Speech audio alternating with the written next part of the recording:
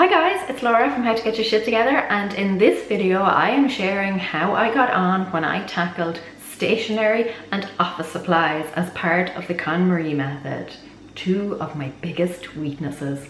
This category was a big tipping point for me, so I want to talk about that a little bit, and it's about to get a little bit Oprah up in here because I am going to be discussing letting go of things and closure, about getting rid of guilt and why I had to do the KonMari Method a second time. And you know, before and after pictures, blah blah blah.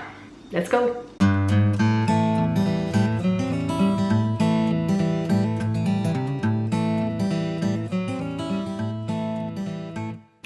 Stationery. I have spent a huge amount of money on stationery in recent years.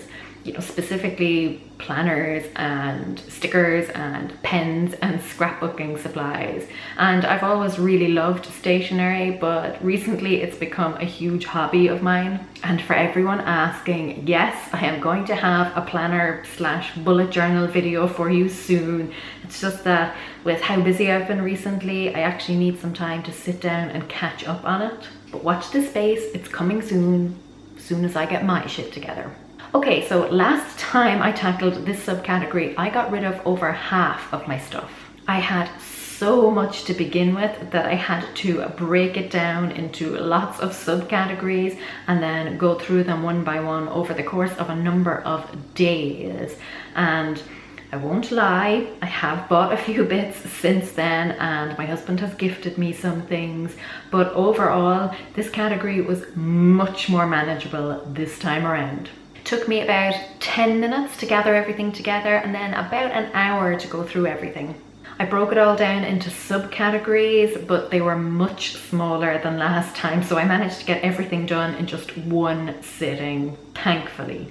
I actually found myself going back over a few things and then whittling it down even more, so kudos to me. So, did I get rid of much? Yeah. The sad thing is that it doesn't look like it, because most of the stuff I got rid of was small little things like, you know, project life cards. Whereas I kept the bigger things like planners and notebooks. So yeah, visually, it doesn't really look like much of a difference. The after picture just doesn't have the same wow effect.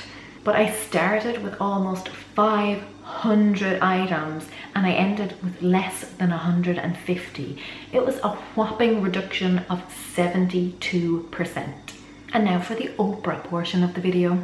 I have finally reached a place where I actually feel really good about letting go of all of this stuff.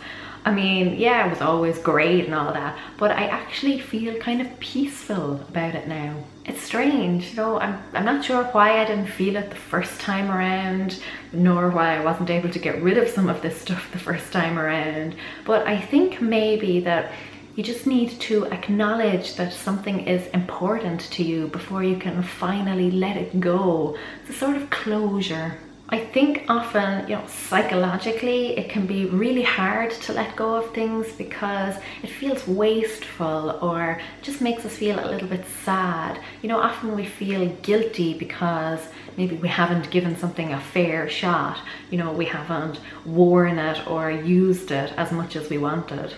So I think when we acknowledge that that thing has value, monetary or otherwise, it just makes it that much easier to let it go because we're no longer viewing it as just totally useless. It's like when you spend a lot of money on an item of clothing and then you never wear it. So you feel bad because you spent a lot of money and it just sat around in your closet. But if you recognize that the thing still has value, you know, it was still worth the money that you paid for it, even if it was just for the buyer's high. But that makes it much easier to give it the old, it's not you, it's me treatment.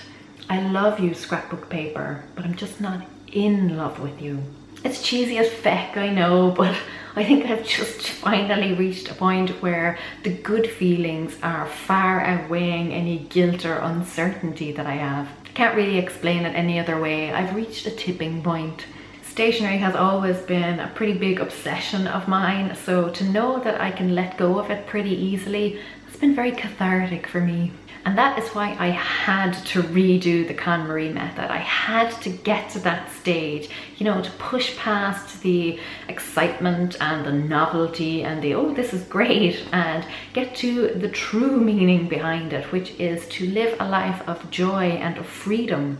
Even though I have been an aspiring minimalist for a long time now, you will know that if you watched my video last week, I will link it in the description box, but I finally feel like I'm actually making it happen.